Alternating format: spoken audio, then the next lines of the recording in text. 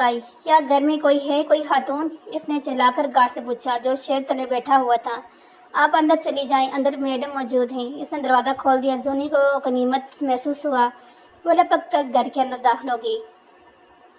बड़ा सा लॉन अबूर करके जिस वक्त वो अंदरूनी हिस्से तक आई, वो सर से लेकर पैर तक मुकम्मल तौर पर भीग चुकी थी। हल्के गुलाबी रंग की कमीज इसका वजूद अयान हो रहा था। इससे जी भर के शर्म आई। मैं किस हुलिये में किसी अजनबी के घर चली आई हूँ। मगर इससे पहले कि वो वापस पलटती, अंदरूनी दरवाज़ा किसी दरमियानी सी उम्र वाली खातून ने खोला। अंदर आ जाओ बेटा, इतनी तेज़ बारिश बाहर क्या कर रही हो तुम? इस औरत ने इतनी फिक्रमंदी से कहा कि जूनी फ़ौरन घर के अंदर दाखिल होगी। तुम तो पूरी भीग गई हो, इस औरत ने फिक्रमंदी से जूनी को देखकर कहा। जूनी ने बेशमानी से अपने आप को देखा और दरवाजे के पास खड़ी वो नचड़ रही थी। आई एम सॉरी, मगर यहाँ आसपास कोई घर नहीं था। मेरी गाड़ी भी बस यहीं खराब हो गई। वो जी भर कर शर्मिंदा हो रही थी, साथ साथ थर थर काम भी रही थी। औरत के चेहरे पर मुस्कुराहट फैल गई। मेरा नाम फरहंदा है, घबराओ मत, अंदर आ जाओ। लेकिन अगर तुम इन्हीं कपड़ों में रही तो बीमार पड़ जाओगी। देखो तुम्हारे होंठ नीले पड़ रहे हैं। औरत का लहजा इंतहाई नरम था। जूनी ने बेबसी से अपने लब कुचले। नहीं, मैं ठीक हूँ, बस मुझे एक फ़ोन चाहिए। मैं अपने डैड को फ़ोन करूँ, घर से कोई गाड़ी भेज दें कि वो अंदर ही अंदर घबरा रही थी। मगर फरहंदा बेगम के लबों पर मुस्कुराहट बिखर गई। तुम परेशान मत हो, फ़ोन व्हील कर लेना, मेरा बेटा आने वाला है, वो तुम्हें छोड़ आएगा। तुम तब तक कपड़े चेंज कर लो। इन्होंने हाथ में पकड़ा फ़ोन इसकी समझ बढ़ाया। जूनी के कदर इत्मीनान से महसूस हो, सर से पैर तक भीगी हुई थी। फ़ोन क्या इस्तेमाल करती, मजबूरन इसे फरहंदा बेगम की हिदायत के मुताबिक अंदर कमरे में जाना पड़ा। इन्होंने अलमारी खोल के एक ट्राउज़र और टी शर्ट इसके हवाले की थी। मेरी कोई बेटी नहीं, बस एक ही बेटा है, ये इसी के कपड़े हैं, तुम चेंज कर लो। वैसे वॉशरूम दिखाती बाहर चलेगी। जूनी ने दिल कड़ा किया होगा। मुझे मैं इतनी डर क्यों नहीं हूँ? ये कोई हॉरर फिल्म थोड़ी है, इतनी अच्छी नाइस लेडी है वो। इसने ट्राउज़र शर्ट उठाया और सीधी वॉशरूम में घुस गई। पता नहीं किसका कमरा है, किसका वॉशरूम था, मगर हर चीज़ इंतहाई लग्जरीज थी। वो कपड़े चेंज करके बाहर आई तो थर थर कांपते वजूद को कुछ सुकून आया। मगर बाहर एक नई क़यामत इसकी मुंतज़िर थी। बाथरूम से निकलते ही इसके लबों से चीख निकली। इसकी चीख सुनते ही ड्रेसिंग टेबल के सामने खड़े शख्स झुक कर मुड़ा। तुम? इसके लबों से बेहतियात निकला था। शहराम अफीदी वो लड़खड़ा कर 2 कदम पीछे हटी। ड्रेसिंग टेबल के सामने खड़े शहराम ने हैरत से जूनी को अपने बाथरूम से निकलते देखा था। तुम यहाँ क्या कर रही हो? वो बेहद हैरान हुआ था। खुद वो भी बारिश में भीगा हुआ था लग रहा था, मगर जूनी को इसकी हालत गैर हो गई थी। इसे यहाँ देखते दूर हटो मुझसे, देखो एक कदम भी मेरी तरफ मत आना। मैं सच कह रही हूँ, मैं चीख चीख के सारे मोहल्ले को इकट्ठा कर लूँगी। किस्मत ही खराब है मेरी, एक दफ़ा फिर आपकी जंगल में फंस गई हूँ। वो बुरी तरह से ख्वास बहता हुई। शहराम अफीदी ने बेहतार दोनों हाथ उठाए। रिलैक्स, मैं कुछ नहीं कर रहा, मैं अपने कमरे में खड़ा हूँ, ये मेरा घर है। तुम बताओ, तुम यहाँ क्या कर रही हो? वो खुद हैरान था। जूनी को इसकी किसी बात पर यकीन नहीं आया। मिले हुए हैं ना तुम दोनों माँ बेटे? मैं अभी पुलिस को इन्फॉर्म करती हूँ। वो थर थर काँप रही थी। सारी बहादुरी तो शहराम अफीदी को देखते ही हवा गई थी। वो एक जटे से इसके बराबर से गुजरी, मगर शहराम ने इसकी कलाई थाम कर इससे रोका था। अम्मी को इस सब में कुछ नहीं पता, प्लीज़ इन्हें कुछ मत बताना। वो हार्ट पेशेंट है। शहराम अफीदी के अंदाज में पहली बार घबराहट झलकी। जूनी तो जैसे इसके हाथ लगाने पर ही करंट खाते उछली थी। मैंने कहा ना, मुझे हाथ मत लगाएं, दूर हटें मुझसे, क्रिमिनल कहीं के। बुरी कवच से चलाई। किचन से गर्म चाय की ट्रे लेकर आती फरहंदा बेगम बुरी तरह चौंकी और खुदाया, लगता है शहराम वापस आ गया। मैंने तो इस लड़की को शहराम के कमरे में चेंज करने भेजा था। वो परेशान होगी। ट्रे टेबल पर रखते वो तेज़ी से शहराम अफीदी के कमरे की तरफ आई, मगर दरवाज़ा खोलते ही इनके 14 तबके रोशन हो गए थे। शहराम अफीदी ने जूनी की कलाई थाम रखी थी और वह ज़ोर ज़ोर से मदद के लिए चेहरा रही थी। दरवाज़ा खोलने की आवाज़ सुनते ही वो दोनों एक साथ पलटे। शहराम की गिरफ्त जूनी की कलाई पर हल्की पड़ी थी। वो इसी लम्हे का जूनी ने फ़ायदा उठाया। इसने लपक कर टेबल पर रखी फ्रूट काटने वाली छुरी उठाई और पूरी कुव्वत से शहराम की पसली के करीब घोंप दी थी। वो अपने ही ध्यान में गुम खड़ा था। बस एक कड़ा इसके लबों से निकली, मगर फरहंदा बेगम के लबों से एक दिल हराश चीख निकली थी। शहराम, ये क्या किया तुमने? मेरे बेटे को मार डाला। वो एकदम भागती हुई शहराम तक आई थी, जो एक हाथ से अपनी उबलते हुए खून को रोकते हुए जूनी ने कांपते हाथों से छुरी नीचे फेंकी। ये मैंने क्या कर दिया?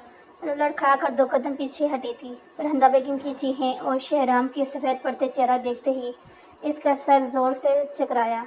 میں پولیس کو بلاتی ہوں، اس لڑکی نے تمہیں چاقو مارا ہے۔ شہرام فرحندہ بیگم زور گتار رو رہی تھی۔ زونی الٹے قدموں کمرے سے باہر کی طرف بھاگی۔ اندھا دھندہ باہر کی طرف بھاگتے اس کے کانوں میں شہرام کی آواز پڑی تھی۔ وہ اپنی ماں کو روک رہا تھا۔ نہیں امی، پولیس کو فون مت کریں، وہ کوئی غیر نہیں ہے، وہ زنیرہ ہے، حسنین ماموں کی بیٹی۔ وہ لاؤنج کے آخری سرے پر تھی جب درد میں ڈوبی شہرام کی آواز پر اس کے قدم وہی تھمے تھے گے۔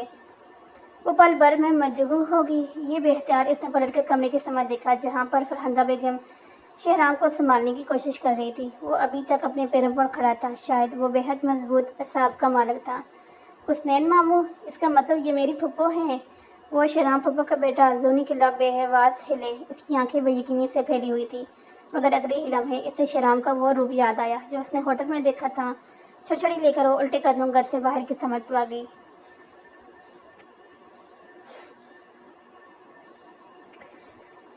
فی الحال اسے صرف اپنی جان بچانی تھی۔ باہر بارش تھم چکی تھی۔ وہ تیزی سے گاڑی کے اندر بیٹھی۔ یا اللہ پلیز آج مجھے بچا لیں، مجھے اپنے گھر واپس جانا ہے، پلیز۔ گاڑی سٹارٹ کرنے کی کوشش کرتے وہ دل ہی دل میں گڑگڑا رہی۔ تیسری چوتھی بار چابی گھمانے پر گاڑی سٹارٹ ہوگی۔ اس نے ایک نظر موڑ کر کبھی اس سفید محل کو نہیں دیکھا۔ گاڑی بھگاتے وہ صرف آدھے گھنٹے میں ہی اپنے گھر پہنچ گئی تھی، مگر وہاں ویسے ہی سکون، ویسی ہی خاموشی تھی۔ حسنین جمال گھر پہ نہیں تھے، ان کی بیوی کہاں تھی؟ سونی کو کچھ پتہ نہیں تھا۔ اپنے کمرے میں دروازہ بند کیے وہ کتنی دیر بے یقینی سے ٹلتی رہی۔ اگر وہ لوگ ہمارے رشتہ دار ہیں تو پھر کس بات کی دشمنی ہے شہرام کو ڈیڑھ سے؟ آخر سب کے بارے میں مجھے کیوں نہیں پتا؟ کیا راز ہے اس سب کے پیچھے؟ وہ بے چینی سے ناہن کتراتے کمرے میں دائیں سے بائیں ٹہل رہی تھی۔ آخر کر اس نے فیصلہ کر لیا، وہ کوئی عام لڑکی نہیں تھی، زونی تھی، سچ کی تہ تک جانے والی۔ اسے پتا تھا ڈیڈ تو اسے کبھی سچ بتائیں گے نہیں، سو اس نے گاؤں جانے کا فیصلہ کر لیا، اپنی آبائی حویلی میں جہاں اس کی دادی بھی جان زندگی کے آخری دن گن رہی تھی۔ مگر زونی جانتی تھی اگر کوئی تھا جس کو سچائی معلوم تھی تو وہ یقیناً بھی جان ہی ہوگی۔ اس نے ملازموں کو اپنے گاؤں جانے کا بتایا، خود ڈرائیور کے ساتھ نکل آئی۔ شہر سے 2 گھنٹے کی مسافت پر ان کی آبائی حویلی موجود تھی۔ وہاں شہر کی نسبت کافی زیادہ رونق تھی۔ گاؤں میں بھی بارش ہوئی تھی جس کی وجہ سے ہر طرف چھل تھل ہو رہی تھی۔ زونی کو اپنی بیمار دادی سے کبھی کوئی خاص لگاؤ رہا نہیں تھا، مگر آج وہ انہی کے لیے یہاں آئی تھی۔ اسے دیکھ کر بی جان حیران رہ گئی، مگر ان کے بوڑھے بازوؤں نے اسے خود میں سمیٹ لیا تھا۔ زونی کو شرمندگی سی ہوئی، کتنی محبت کرتی تھی وہ اس سے۔ بی جان مجھے سب کچھ بتائیں، سچ۔ ڈیڈ حویلی چھوڑ کر کیوں چلے گئے؟ اور کیا سچ میں میری کوئی پھپھو ہے؟ اس نے بی جان کے دونوں ہاتھ تھامے، ان کی بوڑھی آنکھوں میں آنسو نمودار ہونے لگے تھے۔ مجھے یقین تھا ایک نہ ایک دن تمہیں اس بات کا پتہ ضرور چلے گا۔ میں نہیں جانتی فرحندہ زندہ ہے یا نہیں، تمہارے باپ نے تو اسے مارنے میں کوئی کسر نہیں چھوڑی تھی جب تم صرف 5 سال کی تھی۔ تمہارا باپ اور میرے اکلوتے بیٹے حسنین نے ہماری ساری جائیداد اونے پونے بیچ ڈالی۔ وہ شہر میں نیا کاروبار کرنا چاہتا تھا۔ تب تمہاری پھپھو امریکہ میں اپنے شوہر کے ساتھ رہتی تھی، اس کا نام فرحندہ تھا۔ تمہارے باپ نے جو کاروبار شروع کیا وہ تو چلا نہیں آیا، نتیجتاً اس نے یہ حویلی بھی گروی رکھ دی۔ آئے روز وہ تمہاری ماں کو مارتا پیٹتا، اپنا سارا غصہ اور پریشانی مجھ پر اور تمہاری ماں پر نکالتا تھا۔ حالات ایسے ہو گئے تھے کہ جلد یا بہتر یہ حویلی ہم سے چھین لی جاتی اگر فرحندہ اپنے شوہر کے ساتھ امریکہ سے واپس نہ آتی۔ اس کے شوہر شہریار افریدی نے ایک بھائی کی طرح تمہارے باپ کے کندھے پر اپنا ہاتھ رکھا۔ فکر مت کرو حسنین، اتنے برس امریکہ میں رہ کر میں نے بہت پیسہ جمع کر لیا ہے، تم سب میرے اپنے ہی ہو۔ پیسہ اگر تم لوگوں کے کام نہیں آیا تو میرے کس کام کا ہے؟ اس حویلی کو آزاد کروایا اور کاروبار نے اسے کھڑا کرنے میں تمہاری مدد کروں گا۔ شہریار افریدی نے اپنی ساری جمع پونجی حسنین کے سامنے رکھ دی، اور حسنین تو سدا کا لالچی تھا، اس نے وہ ساری دولت سمیٹ لی، اس حویلی کو آزاد کروایا، شہر میں اپنا کاروبار کھڑا کیا، اور جب کاروبار خوب جم گیا تو اس نے مکھن میں سے بال کی طرح شہریار کو نکال باہر کیا۔ فرحندہ اور شہریار حیران رہ گئے، ان کا بیٹا امریکہ میں پڑھ رہا تھا۔ فرحندہ اور شہریار نے تمہارے باپ کی بہت محنت سماجت کی، کاروبار میں ہمارا حصہ ہمیں دے دیں بھائی، ہمارے پاس جتنی رقم تھی ہم نے سب آپ کے کاروبار میں لگا دی، اگر آپ نے ہمیں کچھ نہ دیا تو شہرام کی تعلیم بھی جاری نہیں رہ سکے گی، وہ وہاں امریکہ میں پائی پائی کا محتاج ہو جائے گا۔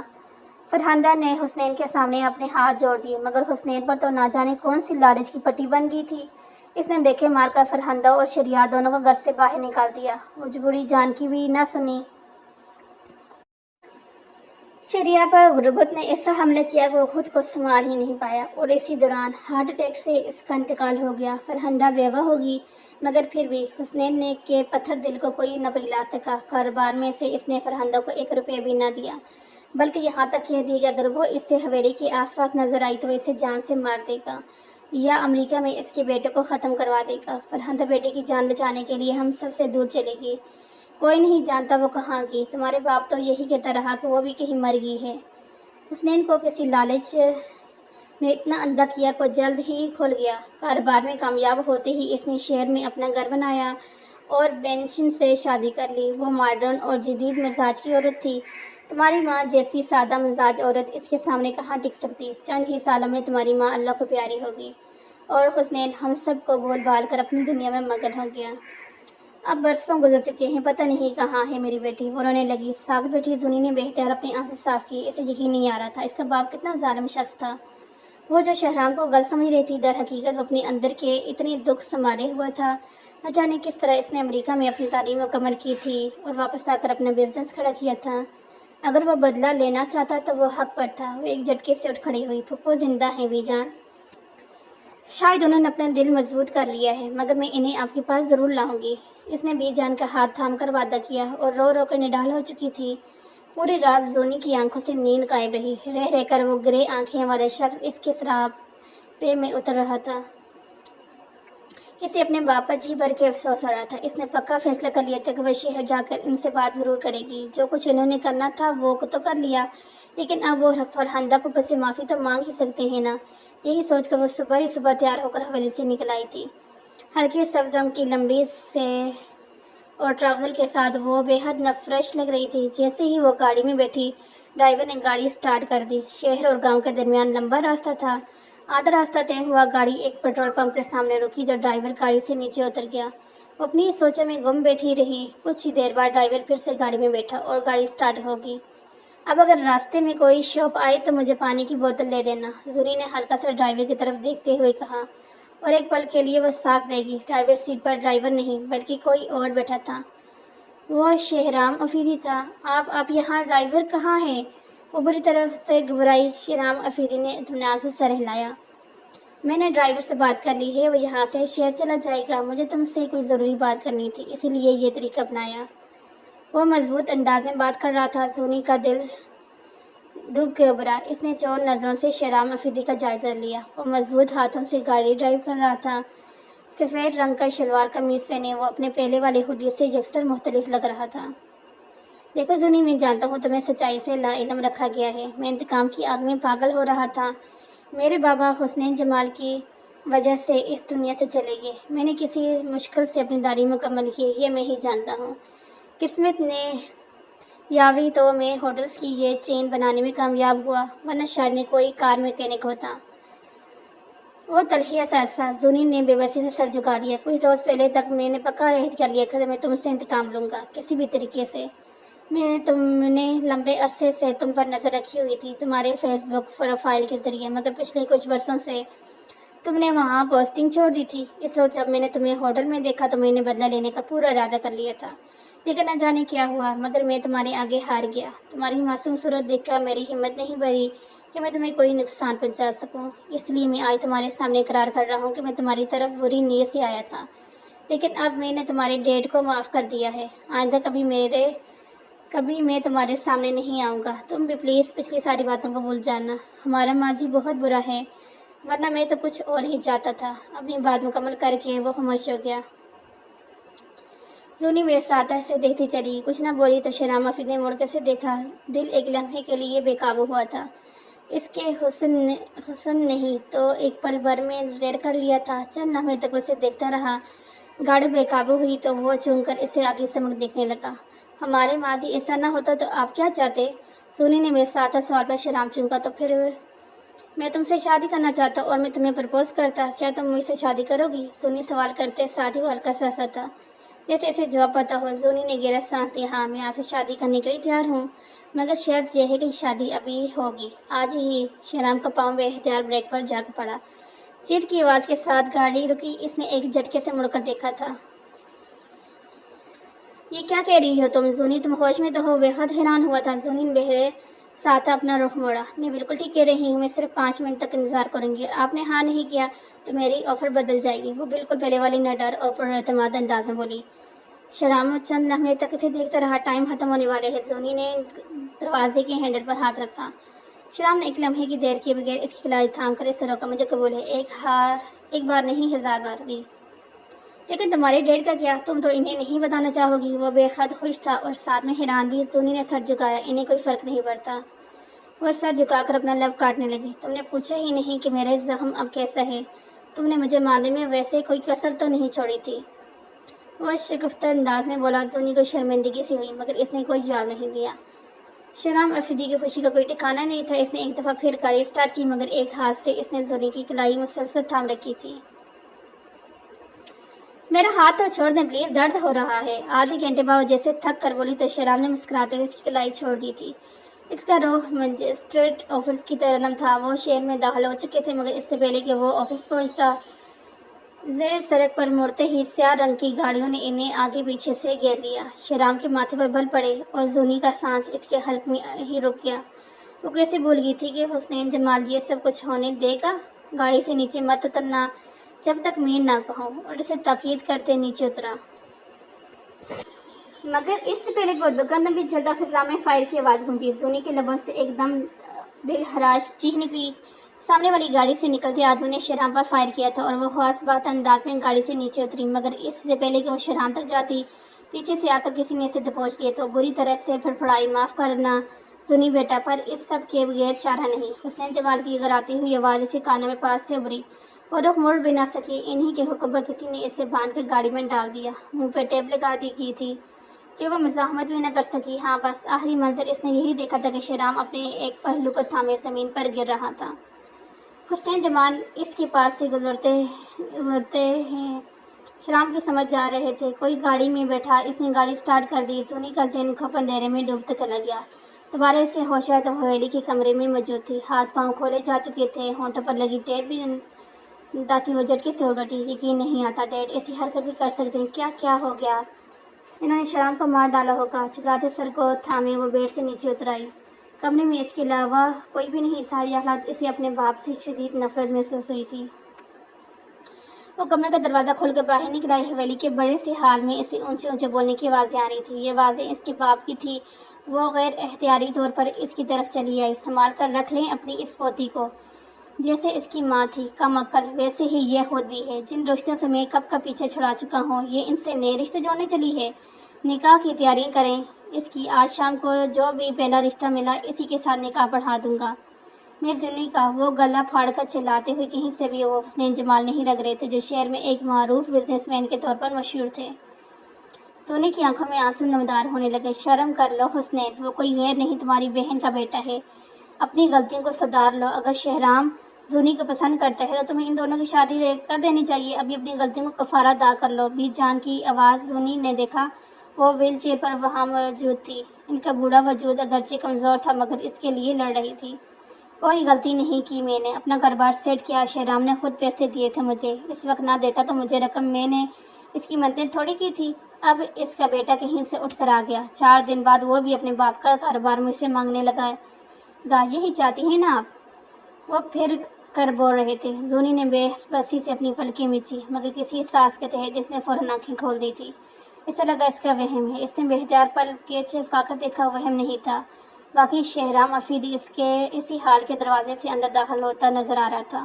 اس کے ماتھے پر ایک بینڈیج نظر آ رہی تھی۔ اس کے وہی سفید رنگ کی شلوار قمیض پہن رکھی تھی جس میں دائیں پہلو کی جانب خون کے ایک سرخ نشان موجود تھا۔ وہ اکیلا نہیں تھا، اس کے ساتھ فرہندہ پھوپھو بھی تھی۔ میری بیٹی آ گئی، بی جان کی آنسو میں ڈوبی آواز بلند ہوئی۔ فرہندہ بیگم نے جیسے ہی احتیاط بال طاق رکھی وہ دوڑ کر ماں سے لپٹ گئی۔ حویلی کے سارے ملازمین نیم آنکھوں کے ساتھ وہ منظر دیکھ رہے تھے۔ دونوں ماں بیٹی ایک دوسرے کے ساتھ لگ کر نہ جانے کتنی دیر تک روتی رہی۔ بی جان بار بار فرہندہ بیگم کو چوم رہی تھی۔ مجھے معاف کر دیں اماں، میں صرف شہرام کی جان بچانے کے لیے آپ سب سے دور ہو گئی تھی۔ مجھے لگتا تھا حسنین بھائی ایک دفعہ پھر ہمیں برباد کر دیں گے۔ وہ پھٹ پھٹ کر رو رہی تھی۔ بی جان نے انہیں اپنے ساتھ لپٹ لیا۔ کیا مطلب ہے تمہارا؟ میں نے کب تم لوگوں کو برباد کیا؟ تم اور تمہارا بیٹا یہ چالیں چلنا بند کرو۔ میری بیٹی کو میرے خلاف ورگلایا اور اب بی جان کو میرے خلاف کر رہی ہو۔ وہ بڑک کر بولے تھے۔ شہرام افریدی کے ماتھے پر بل پڑے۔ بس بہت ہو گئے حسنین ماموں، آخر آپ کو اتنا غصہ کس چیز کا ہے؟ جو کچھ آپ نے کرنا تھا وہ کر لیا، لیکن اب آپ کی مرضی نہیں چلے گی۔ وہ قدم چلتا ان کے سامنے آ کر کھڑا ہو گیا۔ حسنین جمال کے چہرے کے رنگ زرد پڑی۔ کیا کرو گے تم؟ کیا ثبوت ہے تمہارے پاس کہ میرا کاروبار تمہارے باپ کے پیسوں میں کھڑا ہے؟ ایک دلہ نہیں دوں گا تمہیں۔ وہ جیسے نیم پاگل سے ہو رہے تھے۔ شہرام افریدی کے لبوں پر ایک پھیکی سی مسکراہٹ پھری۔ آپ سے کس نے کہا ہے کہ میں آپ سے یہ کاروبار واپس مانگ رہا ہوں؟ میں آپ سے دولت اور کاروبار میں کہیں گنا زیادہ بڑھ چکا ہوں، اور آپ کی چھوٹی سی فریم جسے آپ نے دھوکے سے قائم کیا تھا وہ اب تباہی کے دہانے پہ پہنچ چکی ہے۔ اس بات سے تو آپ واقف ہیں نا، اس لیے تو آج کل آپ بہت زیادہ پریشان رہنے لگے ہیں۔ وہ اندر کی ساری باتوں سے واقف تھا۔ حسنین جمال کے چہرے کی رنگت زرد پڑی۔ میں زونی کے ساتھ نکاح کرنا چاہتا ہوں۔ پرانی ساری باتوں کو بھول جائیں۔ میں زونی سے محبت کرتا ہوں اور اسے اپنانا چاہتا ہوں، صرف اس لیے آج میں امی جان کو لے کر یہاں پر آیا ہوں۔ آپ کا کاروبار اور آپ کی زندگی آپ کو مبارک ہو۔ وہ دو ٹوک انداز میں کہہ رہا تھا۔ زونی نے بھیگی پلکوں کے ساتھ اسے دیکھا۔ وہ کتنے استحقاق کے ساتھ اس کا ہاتھ اس کے باپ سے مانگ رہا تھا۔ حسنین جمال نے خشک و دل پر زبان پھیری۔ ایسا کبھی نہیں ہوگا، میں زونی کی شادی کہیں اور کر دوں گا۔ ان کی بات ادھوری رہ گئی۔ شہرام نے مضبوطی سے ان کے کندھے پر ہاتھ رکھا۔ تو اس صورت میں یہ جو بچی کچی دولت آپ کے پاس ہے، آپ کو اس سے بھی ہاتھ دھونا پڑے گا۔ میں آپ کے پاس ایک ڈلہ نہیں چھوڑوں گا، یہ میرا آپ سے وعدہ ہے۔ وہ سیدھا ان کی آنکھوں میں آنکھیں ڈالے چھپا چھپا کے کہہ رہا تھا۔ حسنین صاحب لڑکھڑا کر صوفے پہ بیٹھ کے جیب سے رومال نکال کر انہوں نے ماتھے پہ آیا پسینے صاف کیا۔ اچھا ٹھیک ہے، ایسا کرو آج شام کو ہی نکاح رکھ لو۔ مینشن گھر میں اکیلی ہے، مجھے واپس جانا ہے، کمزور آواز میں کہتے انہوں نے جیسے ہار مان لی تھی۔ شہرام کے لبوں پر ایک مسکراہٹ پھیلی۔ سیڑھیوں پر کھڑی زونی کی آنسو بھری آنکھوں نے گاؤں سے اپنے باپ کو دیکھا، جن کی ساری اکڑ سارا غرور آج ٹوٹ چکا تھا۔ دھوکہ دہی سے بنائی ہوئی شاندار زندگی کی آخری سانسیں لے رہی تھی، مگر پھر بھی وہ اپنے باپ کے متعلق برا نہیں سوچ سکتی تھی۔ نکاح کی تقریب رونقوں سے لبریز تھی۔ بی جان نے اسے اس کی ماں کا روسی جوڑا نکال کر دیا، جسے پہن کر وہ اپنی قسمت پر یقین نہیں کر پا رہی تھی۔ حسنین جمال نے برے دل سے اسی لیکن باپ ہونے کا فرض ادا کیا۔ جس وقت زونی نے نکاح نامے پر دستخط کی، اس کا دل زور سے دھڑک اٹھا۔ یہ وہی شخص تھا جس سے وہ بس چند روز پہلے ملی تھی، اور ملاقات بھی کیسی تھی۔ ہوٹل والا واقعہ یاد آتے زونی کے لبوں پر ایک شرمندہ مسکراہٹ پھیل گئی۔ اس کی رخصتی ہو چکی تھی اور شہرام خان اسے اپنے ساتھ شہروں اپنے گھر میں لے آیا تھا۔ فرحانہ بیگم عرصے بعد بی جان سے مل کر انتہائی خوش تھی۔ اوپر سے ہی مگر حسنین جمال بھی اپنی بہن سے راضی ہو چکے تھے۔ اب سب کچھ ٹھیک تھا۔ وہ پھولوں سے سجی اسٹیج کے درمیان بیٹھی تھی جب دستک دیکھ کر وہ کمرے میں داخل ہوا۔ مجھے پہلی نظر کی محبت پر بالکل یقین نہیں تھا جب تک میں تم سے نہیں ملا تھا، اس نے زونی کو اپنے ساتھ لگاتے ہوئے کہا، اور وہ شرم سے سر پڑ گئی۔ ویسے سچ بتاؤں تو مجھ سے نکاح صرف اس لیے کرنا چاہتی تھی تاکہ تم اپنے ڈیڈ کو سزا دے سکو، یا کوئی اور بات تھی؟ اس کو جوڑے میں لیٹیں نکالتے شہرام افریدی نے پوچھا۔ زونی کے لبوں پر ایک شرارتی سی مسکراہٹ بکھر گئی۔ آپ میں ایسی کون سی خاص بات ہے جو میں آپ سے طوفانی محبت میں مبتلا ہو جاؤں؟ وہ سب تو میں نے صرف اس لیے کیا تھا تاکہ بی جان فرحانہ بابو سے مل سکیں۔ وہ شرارت سے لب دبائے آنکھیں بٹکاتے کہہ رہی تھی۔ شہرام کے لبوں پر مسکراہٹ پھیل گئی۔ ایک جھٹکے سے اس نے زونی کو اپنی گرفت میں قید کیا۔ جو بھی بات ہے، اب تو تم میری بیوی ہو، میں تمہیں خود سے محبت کرنا بھی سکھا دوں گا۔ اس نے زونی کے ماتھے پر محبت کی مہر ثبت کی۔ وہ پل بھر میں گلابی پڑ گئی۔ اب ایسے کیا بتاتی کہ جس محبت کا شکار وہ ہوا ہے، اسی کے ہاتھوں تو زنیرہ نے بھی اپنا دل ہارا تھا، مگر اب سب کچھ ٹھیک تھا تو اس کی مضبوط پناہوں میں تھی، اور اس پناہ سے اسے اب کوئی نہیں نکال سکتا تھا۔ کیسی لگی اسٹوری کامنٹ کر کے ضرور بتائیں۔ اوکے، اللہ حافظ۔